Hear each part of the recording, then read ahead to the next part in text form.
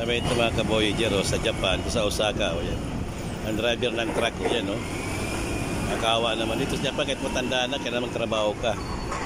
Sa atin ganyan, sa Pilipinas, ganyan matanda na, siting lang yan sa tabi-tabi. Pero dito, maayos yung pantalon niya, laglag na, tataas, taas. Driver yan ng driver yan ng truck dito sa Japan. Yan. Ana. Galing na. Nagidad na kaya niyan. Ito naman dito.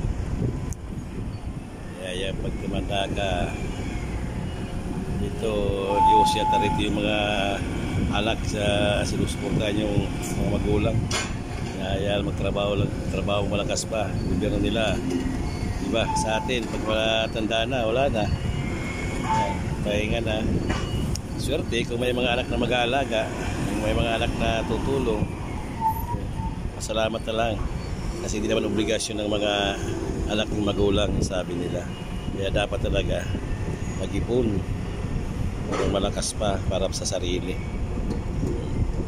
Ayan. Kaya mo yan, tay. Sige lang. Safe driving lang palagi. God bless sa'yo. Ayan, puro na yung mga plywood yung pagarga. God bless, tay. Safe driving. Safe trip.